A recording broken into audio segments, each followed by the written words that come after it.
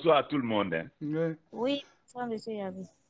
Oui, pour le moment, il y a Blandine avec nous. Euh, Et puis, on peut espérer que d'autres collègues vont se joindre bientôt. Ça, j'ai vu que vous je avez... reprends encore la connexion, hein, certainement. OK. Alors, je vais essayer de partager l'écran en attendant que les autres arrivent pour vérifier que ça fonctionne bien. Est-ce que vous voyez le travail de synthèse du chat du groupe du Bénin que vous avez fait cette semaine? Mais ce n'est pas venu en entier. Hein. Non, ben, il n'y a que le début, le haut de la page que l'on voit. Là. Il va falloir faire défiler encore. La connexion flotte. Oui, c'est ça, oui. Oui. Alors, on va peut-être attendre que les autres arrivent encore, en espérant qu'on va avoir d'autres participants. D'accord. Sinon, au Bénin, êtes-vous en période d'examen actuellement dans le... Oui. Oui, c'est ça, hein? Oui, le CEP commence demain. Ah, d'accord. Donc, ça veut C'est dire ça. que les gens vont être assez occupés pendant quelques semaines, là. Oui. C'est une période très intense, hein, la période des examens. Oui. Mm. L'organisation, le déroulement, Mhm. le secrétariat, la correction. C'est ça Mhm. qui va couvrir les semaines à venir jusqu'au 1er juin. Jusqu'au 1er juillet, hein. D'accord. Alors, il y a Rosette qui nous arrive du Cameroun. Bonsoir, Rosette. Bonsoir, bonsoir, Jean. Bonsoir, ça va? Bonsoir, vous êtes. Bonsoir, Sandrine. Ça va, ça va. Oui, il y a Blandine qui est avec nous. Il y avait Cyprien tantôt qui était là, mais on a perdu contact. Alors, la connexion est un peu difficile, il semble. Le Bénin a fait un travail cette semaine sur les objectifs de l'association internationale qu'on veut créer. Et le Cameroun également, je pense que vous y avez réfléchi ensemble. J'ai vu dans le WhatsApp qu'il y avait un document qui avait été produit. Oui, effectivement, nous avons eu un chat dans lequel chacun est intervenu pour proposer quelque chose. Et on a fait, on a mis la proposition sur papier. D'accord. On OK. a déposé pour OK. amélioration. Oui, j'ai vu ça, oui, dans votre groupe WhatsApp. Et au Cameroun, est-ce que c'est la période des examens aussi chez vous qui commence? Oui, effectivement, c'est la période des examens. Nous sommes en plein même déjà dedans. Ah oui, vous êtes Parce que là, nous tendons vers la fin. D'accord. Ça veut dire que les membres du réseau sont assez occupés de ce temps-là avec ces activités-là. Ça semble être un moment assez intense dans votre vie aussi au Cameroun. Effectivement, c'est un moment vraiment très occupant. Oui, parce que c'est la ça. période des examens, comme c'est très délicat, et généralement, beaucoup sont impliqués. Oui, c'est ça, oui. Bon, Cyprien a réussi à se connecter encore, alors en espérant que ça va durer. Alors, j'ai vu au Cameroun, vous aviez, disons, vous aviez divisé votre réflexion en deux parties, les objectifs au niveau national puis au niveau international. Effectivement. Ouais. Nous sommes en mettant au niveau national, les objectifs peuvent être différents. Dans la mesure où, au niveau national, c'est beaucoup plus formé. L'objectif principal tend beaucoup plus à la formation des autres gestionnaires. Par contre, au niveau international, nous-mêmes, nous pouvons aussi apprendre des autres. D'accord. Oui. Oui, c'est... Et je crois aussi qu'il y aurait une distinction intéressante à faire. En fin de compte, il y a des objectifs qui sont un peu à l'interne, c'est-à-dire entre nous.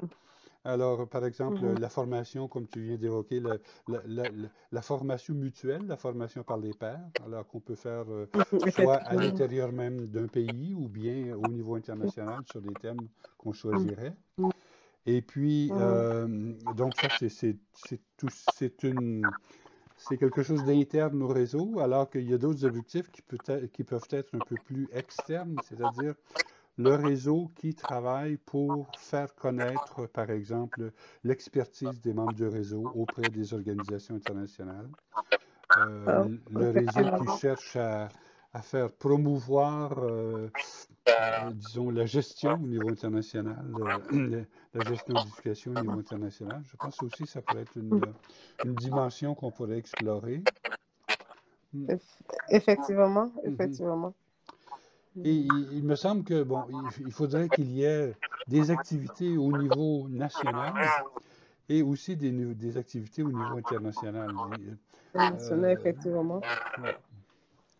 Alors, ce que je vais faire, je vais essayer de faire une synthèse de ce qui a été produit par les équipes et puis les mettre. Et puis, est-ce qu'il y a des objectifs Blandine et Rosette, est-ce qu'il y a des objectifs que vous avez perçus qui étaient très, très importants pour les gens avec lesquels vous avez discuté? Est-ce que c'est vraiment au niveau de la formation à l'interne qui semblait être un objectif important ou est-ce que c'est aussi autre chose? Bon, au-delà de la formation au niveau interne, il y avait le recensement des GSE, Mhm. se connaître même déjà, se connaître entre nous. Mhm. Pour avoir une base solide, quoi. Mhm. Déjà se connaître, se faire recenser, Mhm. pour qu'on puisse savoir quels sont les GSE qu'on peut avoir au Cameroun, par exemple, Mhm. et voir maintenant quel est si on peut dire le gabarit, qu'est-ce qu'ils peuvent faire de solide, de concret. Mhm. OK. C'était le premier, je pense que c'était le premier, déjà se connaître entre nous. Mhm. Et maintenant, en se connaissant, les formations que nous avons reçues, qu'est-ce que nous pouvons apporter aussi aux autres, Mhm. aux autres gestionnaires qui n'ont pas eu cette possibilité-là D'accord. de se former. Mhm. OK. Tout comme Madame Bosette vient de le dire, se former et former à l'interne Mhm. est vraiment prioritaire également pour nous au Bénin. D'accord. Je me souviens, je me souviens plus qui avait dit ça. Mais il avait dit, bon, l'important pour moi, ce n'est pas vraiment qu'on se forme, parce que nous, on est déjà formés. Alors, le plus important, c'est de former d'autres Se personnes. former Alors, les autres. c'est un C'est avis former de, d'autres, c'est de, bien ce de- que je suis. ouais. Alors, il y a des vues un peu divergentes là-dedans, parce que, bon, il y a peut-être des gens qui se voient déjà avec une certaine compétence et qui trouvent que l'effort devrait être surtout pour former d'autres gens, alors qu'il y en a d'autres qui croient qu'on devrait peut-être insister davantage sur la formation mutuelle, quoi, l'entraide, autrement dit. Et puis, bon, Cyprien nous revient. Alors, Cyprien, on est en train de discuter Oui, bonsoir tout le monde. Bonsoir. J'ai été trop embêté par la Ouais, connexion là. ouais. Cyprien, on était en train de discuter des objectifs que vous avez proposés au Bénin et au Cameroun pour voir s'il y en avait qui étaient vraiment centraux, quoi, ceux vraiment auxquels les gens sont plus attachés et dans lesquels ils seraient prêts à s'engager davantage. Alors, il semble que la formation, c'en soit un. Donc, de se connaître au niveau national. C'est vrai que au Bénin, vous êtes un certain nombre de GSE déjà qui ont été formés, et au Cameroun également. Je pense que vous êtes une vingtaine ou une trentaine dans chacun des pays. Donc, c'est important de se connaître les uns les autres. Euh, Et puis ensuite, ben, c'est ça. Il faudrait, si l'important c'est de former à l'interne, de se former les uns les autres, ben, il va falloir voir comment organiser des activités de formation mutuelle. Euh, Par exemple, si des collègues souhaitent avoir de l'information sur comment mieux gérer tel aspect de leur travail, ben, on pourrait faire comme un groupe de réflexion sur ce sujet-là ensemble et faire une formation par les pairs, quoi, une formation plutôt qu'une formation académique, quelque chose qui est davantage fondé peut-être sur l'expérience des membres, parce que vous avez tous de l'expertise et de l'expérience en gestion, quoi. Donc, ça pourrait être un peu comme des groupes d'entraide éventuellement pour aider les personnes à bien gérer. Et maintenant, au niveau international, là, il me semble que là aussi, évidemment, il y a un travail à faire. Je vous ai envoyé la semaine dernière la correspondance que j'ai envoyée au recteur de Saint-Gall pour disons, pour l'inciter à travailler à la reconnaissance de vos compétences. Et puis, il a répondu effectivement que c'était quelque chose qu'il avait l'intention de faire. J'espère qu'il va donner suite. Mais je pense qu'au niveau international, ça pourrait être un objectif justement de faire connaître et reconnaître les compétences, vos compétences que vous avez acquises à l'intérieur du master GSE. Et bon, comme il y a aussi des membres qui ne sont pas, disons, des alumni du GSE, on pourrait aussi essayer d'inventorier l'expertise de ces gens-là. On a des gens maintenant qui travaillent dans diverses organisations internationales aussi, qui pourraient peut-être nous aider au niveau international à se faire connaître par l'UNESCO, ou bien par la Banque mondiale, ou bien par la francophonie. Je pense qu'on a des membres qui travaillent, par exemple, dans le projet IFADEM. Alors, si ces gens-là devenaient la voix de notre réseau auprès de l'IFADEM, alors ça pourrait peut-être être une bonne porte d'entrée plutôt que ça vienne d'ailleurs, quoi. Si c'est des gens qui sont déjà en collaboration avec l'IFADEM, ça pourrait être une activité qu'on essaie de voir, comment utiliser les ressources des gens qui sont déjà en poste et puis qui sont membres de l'association pour promouvoir l'association auprès de ces organisations. Puis effectivement, il y aurait lieu probablement d'essayer de faire reconnaître le réseau par les organisations internationales. Alors, l'OIF a un système de reconnaissance d'organisations internationales non gouvernementales. Donc, une fois qu'on existera légalement, il sera possible de demander à la francophonie de nous reconnaître, et peut-être l'UNESCO, et ainsi de suite. Mais ça, c'est des retombées lointaines. Hein. C'est pas évident que ça va faire une grosse différence sur, disons, immédiatement, sur disons, sur vos réalités dans vos travaux et dans vos carrières. Bon, il y a Alain Sagara qui nous rejoint. Bonsoir, Alain. Bonsoir, professeur. Bonsoir. Bonsoir, Cyprien. Bonsoir, Ouda. Bonsoir, Alain. Bonsoir, Blandine. Bon, me revoici. Mango. Oui. Bonsoir Alain, bonsoir Oda, bonsoir Blandine, bonsoir Ongo, bonsoir Richard. Bonsoir, J'espère que vous m'écoutez. Bonsoir à tous. Oui, on entend, oui. Oui, Sabine était là pendant quelques instants, je pense, mais là, elle est disparue, elle aussi. Alors donc, effectivement, on a reçu à l'aide des textes, disons, des réflexions du Bénin et du Cameroun sur les objectifs de l'association internationale. Alors, on a évoqué rapidement des objectifs qui seraient au niveau national. Alors, par exemple, ceux qui avaient été cités, c'était de recenser les membres pour que les membres se connaissent bien, pour voir quelles seraient, disons, les activités qui pourraient être menées grâce au niveau national avec les gens qui sont dans le pays. Si on a par exemple des gens qui sont dans des positions de formation ou bien qui sont par exemple qui travaillent auprès d'ONG ou n'importe quoi, alors en connaissant tous les membres du réseau dans le pays, on peut les amener peut-être à faire des pressions auprès de leurs organisations pour nous faire reconnaître. Puis ensuite, il y avait été question aussi de la formation et de l'auto-formation des membres, soit au niveau national ou bien soit au niveau international. Alors, ce serait effectivement des activités qu'on pourrait mettre en œuvre. Et ensuite, on avait parlé rapidement des objectifs au niveau international, donc faire reconnaître la compétence et même le diplôme que vous avez acquis à l'Université Saint-Gall. Je sais que lorsque j'étais à Alexandrie la dernière fois, il y avait une délégation de la CAMES qui était venue visiter. Alors, Sabine nous revient, donc je vais l'admettre. Bonsoir, Sabine. bonsoir, en espérant que la connexion va tenir. Voilà. Alors, Connexion. Sabine, on est en train de discuter des objectifs de l'organisation ou de l'association qu'on veut créer, là. Je disais que la dernière fois que j'étais à Alexandrie, euh, la CAMES avait envoyé une délégation pour essayer d'expérimenter un barème de correction des formations à distance, parce qu'apparemment la CAMES n'est pas très, disons, chaude à l'idée d'accréditer des diplômes en formation à distance.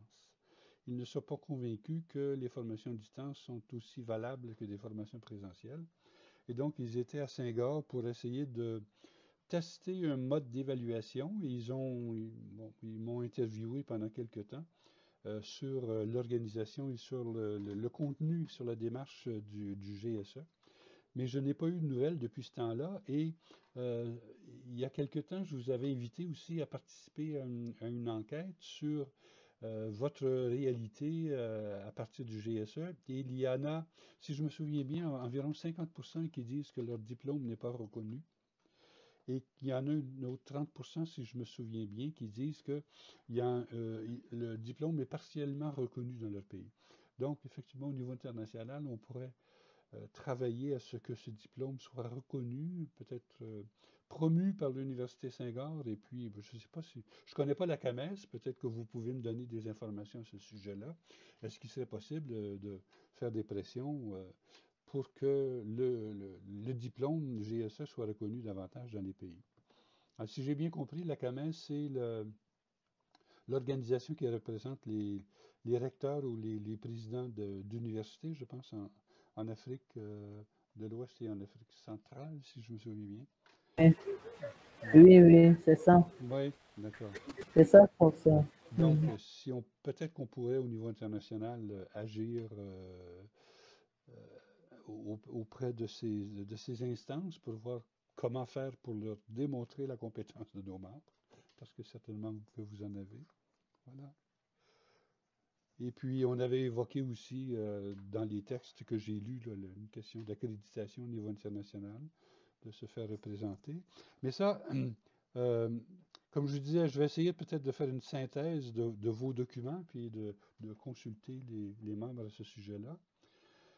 Mais il me semble qu'il faudrait bien... Oui, pour ça, je peux... Oui, vas-y Sabine, oui. Oui, nous avons travaillé, l'équipe Cameroun a travaillé, mais j'avais des soucis de connexion, je n'ai pas pu envoyer. D'accord. Mais je me suis dit, comme vous êtes aussi dans notre groupe, je ne sais pas si vous avez vu notre document. Oui, Sabine. Dans notre groupe. Oui, j'ai téléchargé votre document et d'ailleurs, je l'ai sur mon ordinateur actuellement. Alors, il y a aussi le Bénin qui a soumis un document de réflexion sur ce sujet-là. Donc, j'ai essayé de faire une petite synthèse des deux, en adoptant peut-être cette structure qui a été... C'est-à-dire qu'il y a deux structures différentes. Au Cameroun, vous avez parlé, je pense, d'objectifs nationaux puis objectifs internationaux.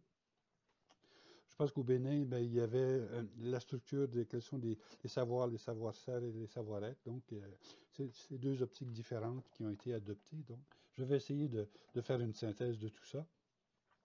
Mais il me semble qu'au niveau national, la formation soit quelque chose qui semble ressortir.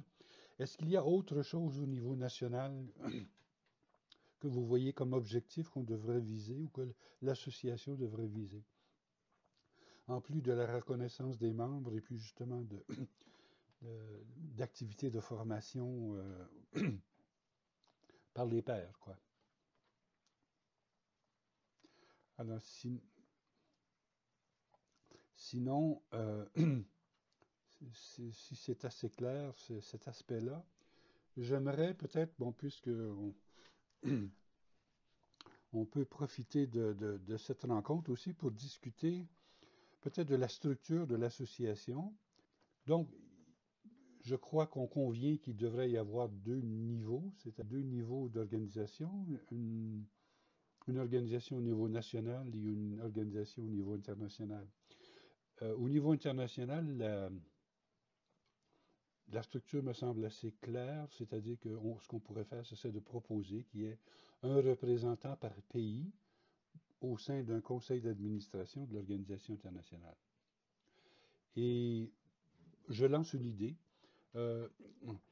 Chaque pays ou chaque pays où il y a des membres de notre réseau délègue une personne au conseil d'administration internationale et l'ensemble des personnes déléguées par les pays déterminent des rôles précis, par exemple à l'intérieur des représentants, un président ou une présidente, vice-président, vice-présidente, bon, et ainsi de suite. Peut-être un secrétaire général, donc, qui serait responsable de l'organisation et du fonctionnement régulier de l'association. Alors, je ne sais pas si vous avez d'autres vues à ce sujet-là, mais il me semble que c'est ce qu'on avait à l'AFIDES. Le conseil d'administration internationale de l'AFIDES était composé d'un membre délégué par chaque pays où il y avait des membres à l'AFIDES. Et ce conseil d'administration élisait en son sein un président ou une présidente et un vice-président ou une vice-présidente et disons, nommait un secrétaire général, parce que le secrétaire général n'était pas membre du conseil d'administration comme tel, c'était le seul employé de l'organisation. Alors, je ne sais pas si vous avez des idées à ce sujet-là. Est-ce que ça vous paraît convenir? Oui, professeur, je peux... Oui, allez-y. Oui, je pense que la structuration est bonne. Moi, je voudrais encore, avec mon expérience, ajouter autre chose. S'il peut avoir un coordonnateur régional, quoi. Donc, qui coordonne un peu les pays africains. Donc, ça, c'est une expérience que j'ai acquise avec FISEMEA et La main à la pâte, par exemple. On avait un coordonnateur régional, donc coordonnateur Afrique. Qui coordonnait toutes les activités des pays membres, quoi. D'accord, ok. Et je voulais un peu proposer aussi cette... C'est-à-dire que, en fin de compte, dans notre réseau à nous, il n'y a que des membres africains vraiment qui sont présents. Alors, effectivement, à la FIDES, à un moment donné, il a été question d'avoir un représentant pour l'Europe et un représentant pour l'Amérique, puis un représentant pour l'Afrique, et ainsi de suite. Mais, dans notre réseau, est-ce qu'il serait question, par exemple, d'avoir un représentant pour l'Afrique centrale ou un autre pour l'Afrique de l'Ouest, et ainsi de suite? Est-ce que ça serait utile? Moi, je pense que ça sera un peu lourd, quoi. Ça sera un peu lourd, ouais. Si déjà il y a un membre au conseil, un membre de chaque pays au conseil, je me dis c'est déjà suffisant. Bon, il y a aussi une autre alternative, comme j'ai dit, un représentant, un coordonnateur Afrique, c'est-à-dire qui coordonne tous les pays Afrique, mais qui est également au conseil d'administration. Ça fait que, avec mon expérience, ça se rodait. Si c'est le Cameroun qui est cette année ou pendant 2 ans coordonnateur au conseil d'administration, la Côte d'Ivoire prend l'année suivante, ainsi de suite, ainsi de suite. Donc, c'est un peu ça. Je voudrais proposer autre chose. Par rapport à ce que Sabine disait tantôt. Allô? Oui, allô? Allez-y, Rosette. Oui, je dis, par rapport à ce que Sabine disait tantôt, pour moi, je proposerais plutôt que ce soit la présidence qui soit tournante. Par exemple, la présidence du conseil d'administration Afrique, en tout cas c'est Afrique. Comme il y a un conseil d'administration, c'était la présidence du conseil d'administration aujourd'hui quand c'était le pays. Le bureau change, quoi. Qu'il tourne. Si le mandat c'est tel, effectivement, au niveau international. Comme ce sont des représentants qui sont là, que les membres du bureau puissent avoir des mandats qui changent, tel que tout le monde puisse se retrouver à un poste. Chaque pays, tous les pays puissent se retrouver, occuper un poste. D'accord, ok. Donc une rotation des responsabilités à une certaine fréquence, quoi. D'accord. Est-ce qu'il y a d'autres avis? Oui, je peux. Oui, vas-y, Alain. Oui, ok. Je suis aussi d'accord avec cette proposition de présidente tournante. C'est très bien. Maintenant, par contre, ce que l'autre là disait par rapport à un coordinateur, bien, je pense que ça serait nécessaire quand, par exemple, il y a plusieurs continents, parce que déjà, comme vous venez de le dire, les membres sont constitués, les réseaux sont constitués que d'Africains. Ici, il faut un président à part et un coordinateur Afrique à part. Je vois pas pour moi à ce niveau la nécessité vraiment de nommer un coordinateur. D'accord. Donc ça, c'est un premier point. Deuxième point, je vais venir un peu en arrière. C'est par rapport aux objectifs. Au niveau national, on avait parlé de la formation. Moi, je pense qu'au-delà de la formation, il faut aussi penser à des conférences qu'on peut animer qui nous permettra aussi de parler vraiment de ce que l'organisation peut faire par rapport vraiment à la gestion. Oui. OK, d'accord. Oui, effectivement, ce serait intéressant d'avoir des activités ponctuelles pour, c'est ça, faire connaître les compétences, l'expertise des membres, et puis justement pour enrichir peut-être les membres par des espèces de colloques. Bon, ça devient, au niveau national, c'est peut-être plus facile parce qu'on peut se regrouper à un endroit précis. Au niveau international, maintenant, avec les nouvelles technologies, on peut facilement faire des webinaires en ligne avec, par exemple, un conférencier du Cameroun, un conférencier du Mali, un conférencier du Bénin, puis ainsi de suite. Chacun donne sa vision sur un thème en particulier. Puis ensuite, il peut y avoir des échanges entre les participants. Ça pourrait être des tables rondes, des choses comme ça. Oui, je pense aussi que ça pourrait être... C'est peut-être moins engageant que des formations, parce que parfois, on a l'impression qu'une formation, c'est quelque chose qui engage sur un certain temps, alors qu'une activité ponctuelle, comme un colloque ou même... autrefois, à la FIDES, on avait un congrès à chaque année, à chaque 2 ans, qui était quand même une activité assez lourde à gérer, mais ça donne une visibilité aussi. D'accord. OK. Donc, au niveau de la structure internationale, donc, on convient que l'idée d'avoir un représentant par pays, alors ce serait sur un conseil d'administration international, ce serait une bonne façon de le faire. Il y a toujours éventuellement la problématique que, par exemple, dans un pays, il peut y avoir 30 ou 50 ou 100 ou 200 membres, et dans un autre pays, il y aurait peut-être seulement 10 membres, alors il y a la même représentation au conseil d'administration. Là, ce serait peut-être quelque chose à régler en cours de route, mais pour le moment, peut-être qu'on pourrait convenir que, bon, s'il y a un certain nombre minimum de membres dans un pays, puis là, ce serait fixé. Pour avoir accès au conseil d'administration, ça prend 10 membres au moins dans un pays, ou 20 membres, ou 50 membres. Alors là, ça, c'est quelque chose... Moi, je propose 2. Oui, Blandine? Oui, moi, je propose 2 membres dans chaque pays. Au niveau du Pour conseil le d'administration? Oui, oui, oui. 2 membres dans chaque pays pour Oui. être équitable, quoi. Dans quel sens être équitable? Selon le nombre, hein, le nombre OK. de représentants du pays dans le conseil d'administration. On D'accord. ne peut pas tenir compte du nombre de gestionnaires présents dans le pays pour établir le conseil d'administration. Mais les 2 qui représentent le pays, quel que soit le nombre de gestionnaires qui s'y trouvent, vont présenter la vision du pays valablement et soutenir cela, quoi. D'accord. OK. Donc, plutôt deux. J'ai une inquiétude. Pardon? J'ai une inquiétude à mon niveau, quoi. OK.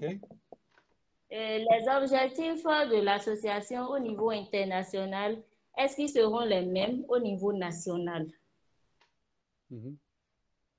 Voilà ma question. OK, d'accord. Est-ce que quelqu'un a une réponse à donner à Blandine? Est-ce que les objectifs au niveau international seront les mêmes qu'au niveau national? Bien, moi, à mon avis, ça ne serait pas la même chose, hein, parce qu'on peut avoir des objectifs au niveau national qui, peut-être, au niveau international, ne sont pas pertinents. Donc, je pense qu'il doit normalement avoir une différence entre les objectifs au niveau international et au niveau national. Parce que les objectifs au niveau national doivent tenir compte des réalités du pays, du contexte du pays, sur les besoins. À mon avis, ça ne serait pas la même chose. OK. Oh. Merci, Alain. Allô? Oui, Rosette? Oui, je voudrais ajouter que les objectifs au niveau national ne peuvent pas être les mêmes qu'au niveau international, bien que parfois on peut retrouver au niveau international des objectifs nationaux. Parce que dans la mesure où il faut tenir compte de la cible, du public cible. Au niveau national, par exemple, on est beaucoup plus dans l'information, la sensibilisation et la formation de certains des gestionnaires qui n'ont pas eu de cette formation. Or, au niveau international, on veut beaucoup plus une reconnaissance qu'au niveau de que la communauté internationale, on puisse être reconnu et on puisse mener des activités comme un réseau normal. Et tout à l'heure, vous avez parlé de la reconnaissance du diplôme GSE. Moi, je voudrais même qu'on ajoute aussi la possibilité pour quelqu'un, pour un titulaire d'un master GSE de continuer ainsi que le doctorat, parce qu'on a cette difficulté-là. C'est un peu compliqué. Qu'on puisse s'inscrire ainsi que le doctorat avec notre diplôme. On n'a pas, quand on finit avec le master, là, c'est arrêté, c'est pas suffisant. Pourquoi est-ce qu'on ne pourrait pas faire des recherches dans ce domaine-là aussi et obtenir des doctorats? D'accord. Merci. D'accord. OK. Maintenant... Je pense que oui, ce qu'elle vient de dire, c'est très important par rapport à l'inscription à la thèse avec le master GSE. Parce que comme ça, dans certains pays, il y a énormément de difficultés où ce master n'est pas reconnu pour pouvoir s'inscrire en thèse. Donc, c'est un objectif vraiment qu'on peut retenir et comment travailler en fonction de ça. Maintenant, au début de votre intervention, vous avez parlé de la reconnaissance de notre master par le CAMES. Donc, je pense qu'au niveau de l'université Senghor, il y a déjà des diplômes qui sont reconnus par le CAMES. Donc, je pense en prenant attache avec l'université Senghor, il peut peut-être nous aider par rapport à cette question. Oui, tout à fait. Je pense que l'Université Senghor peut être recommander au ministre de l'Éducation et à la CAMES de reconnaître le diplôme. Parce que, enfin, c'est un diplôme qui est un peu unique. Remarquez, il y a beaucoup de diplômes à l'Université Senghor qui sont des diplômes présentiels. Je pense que la CAMES a plus de facilité à reconnaître les formations présentielles que les formations à distance. D'ailleurs, ce n'est pas typique à la CAMES.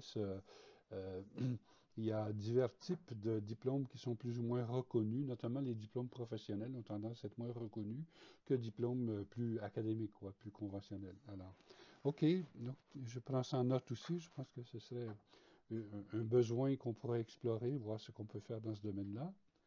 Maintenant, au niveau national,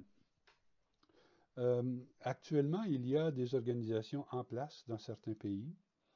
Il y a des organisations ou des associations parallèles qui ont été créées, par exemple au Cameroun, et puis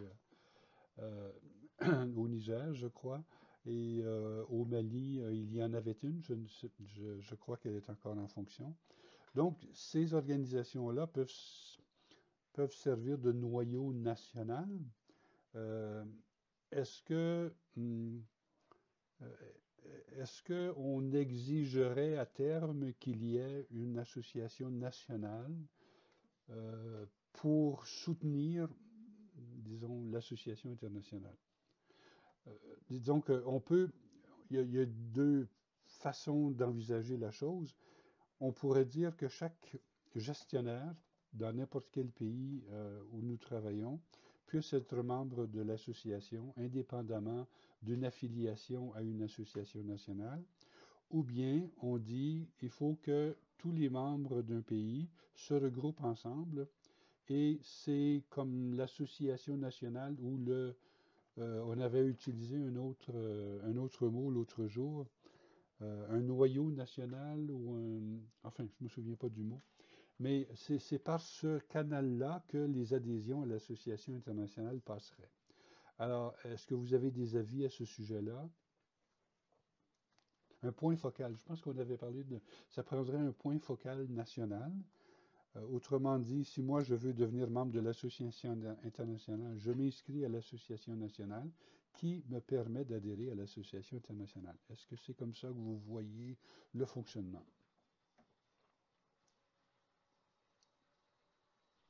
Oui, moi je pense que ce serait mieux parce que on ne peut pas adhérer à l'association internationale tant qu'on n'a pas encore, on adhère pas à l'association nationale, on ne pourra pas mieux représenter le pays si on ne maîtrise pas les réalités du pays.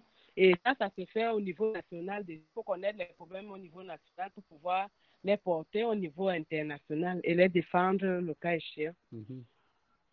D'accord. Donc, on demanderait aux membres, par exemple, du Tchad, qui n'ont pas d'association actuellement, de créer un point focal national auquel adhéreraient tous les membres du Tchad. Et à ce moment-là, les membres qui ont adhéré au réseau national pourraient devenir membres du réseau international. C'est ça? Oui, c'est validé, c'est bon. Effectivement. Oui, D'accord. oui. OK. Il y a Yacouba Traoré qui nous rejoint. Bonsoir, Yacouba. Est-ce que tu nous entends, Yacouba? Oui. Alors, pour le moment, je ne suis pas certain qu'il nous entend. Oui? OK. C'est possible d'activer le micro si tu veux nous parler. OK. Voilà. Voilà. OK. Alors, bienvenue, Yacouba. Bonsoir, professeur. Bonsoir tout le monde. Bonsoir. Alors, on a discuté un peu des objectifs Je vous attends très bien. qui ont été proposés par le Bénin et le Cameroun, surtout dans les documents qu'ils ont déposés. Puis maintenant, on discute un peu de la structure de l'organisation qu'on aimerait mettre en place.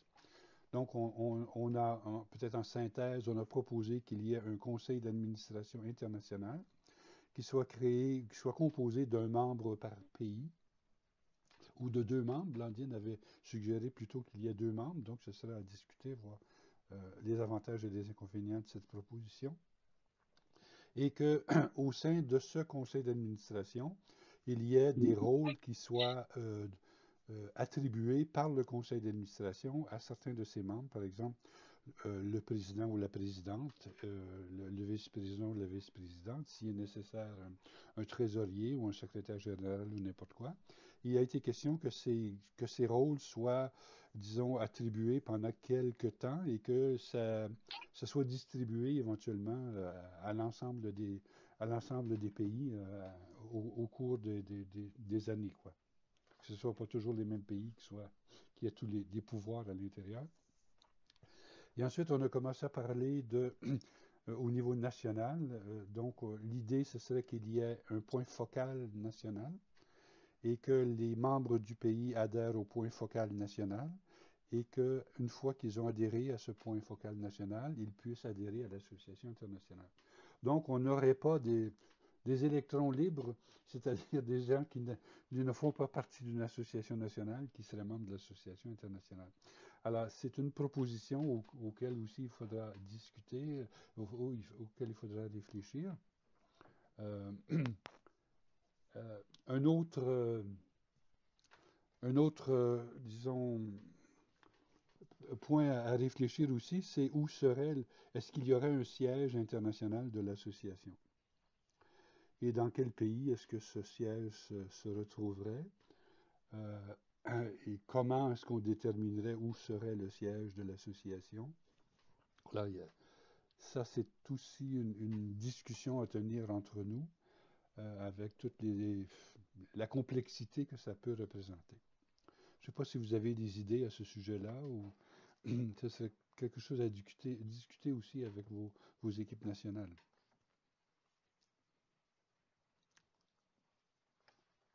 Allô? Oui, Rosette, vas-y. Allô? Oui, Rosette. Pour ce qui est du siège, moi, je proposerais où se trouve l'université Senghor, vu que c'est de là qu'on part.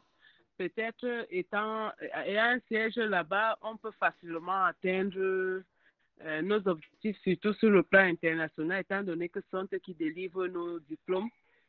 On pourra facilement appuyer, mettre la pression au niveau du recteur de l'université même et les démembrements pour que le diplôme soit reconnu, pour qu'on puisse avoir plus de visibilité et tout ça. Moi, je propose peut-être où se trouve l'université Senghor même dans le pays. OK. Merci, Rosette. Est-ce qu'il y a d'autres avis?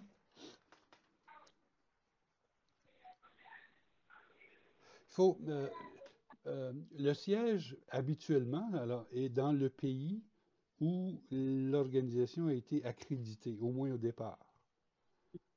Donc, est-ce qu'il serait possible facilement de créer une organisation internationale dans votre pays? Est-ce que, par exemple, au Cameroun, oui? Oui, c'est possible, c'est pas refusé. Il faut juste remplir les conditions et ça se fait. OK. Bien, moi, je pense que c'est la question qu'il faut résoudre d'abord, là où ça serait facile de créer en ce moment, le siège peut être dans ces pays. C'est ça. Sinon, si par exemple, comme Sabine vient de proposer, en Égypte, à Alexandrie, si on décide, mais si on a des difficultés à pouvoir créer comme à l'association là-bas, c'est un problème. Oui, moi je ne connais pas le processus de création d'une ONG,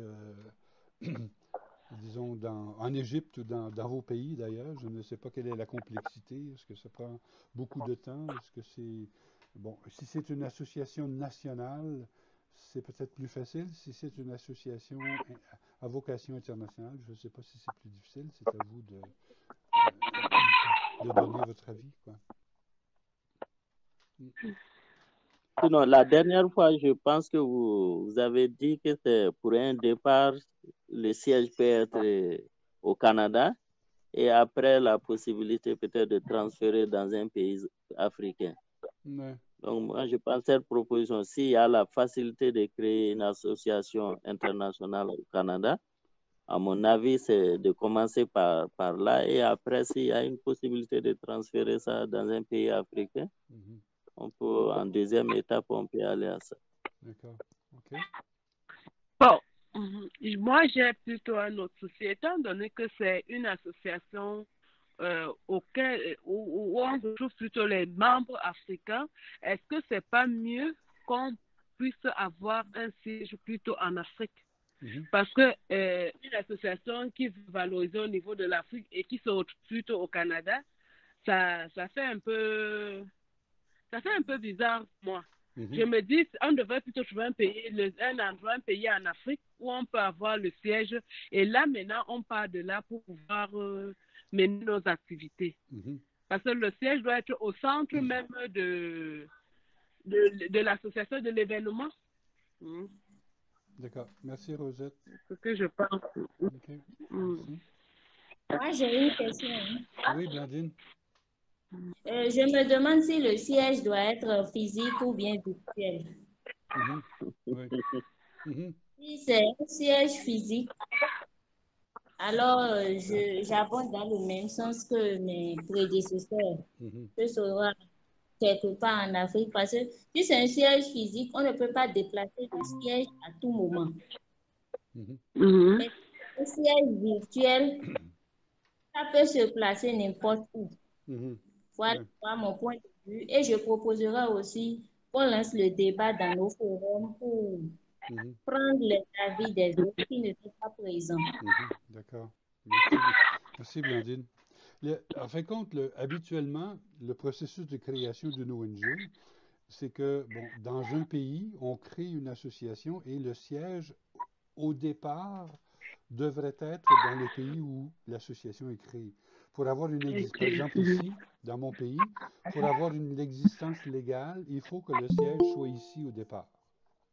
D'accord? Alors, je ne sais pas si c'est la même chose chez vous. On peut ensuite déplacer le siège officiellement n'importe où, mais c'est une question d'existence légale.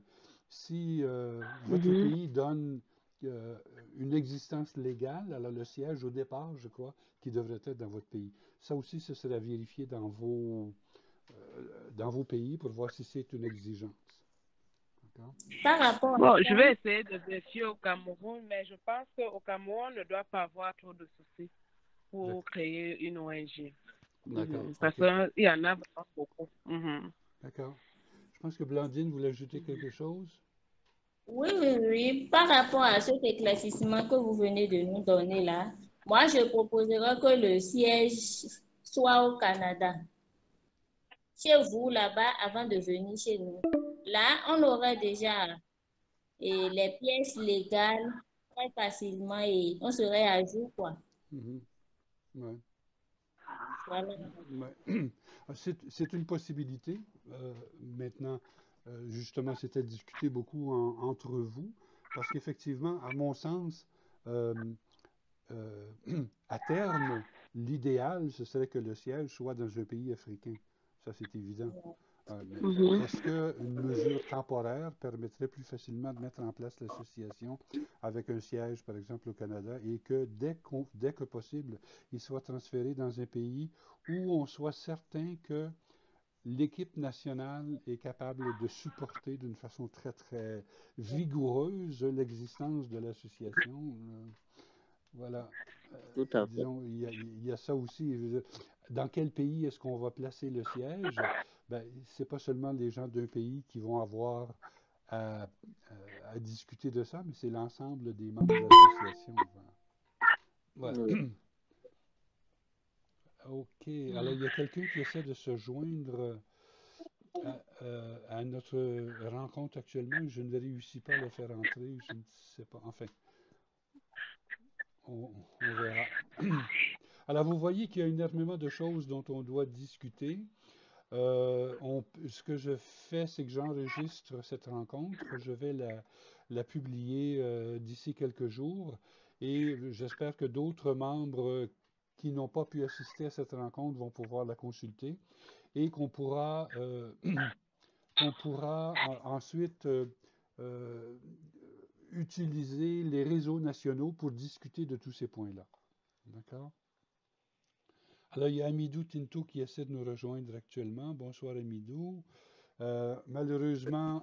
Bonsoir, s'il vous plaît, je voulais intervenir. Oui, le réseau me dérange. OK, vas-y, Sabine. Oui, je voulais dire que par rapport aux points focaux, je voulais intervenir à ce moment, mais le réseau me dérange. Je voulais dire, par rapport aux points focaux nationaux, moi, je pense qu'il faut simplifier cette histoire.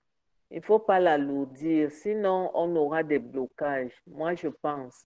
Ça, je suis en train de partager une expérience que j'ai vécue. J'ai souvent fait des associations avec des ONG, disons des réseaux internationaux, des associations qui sont de l'autre côté. Je vous ai pris l'exemple de FISEMEA. Et il y a même bien d'autres.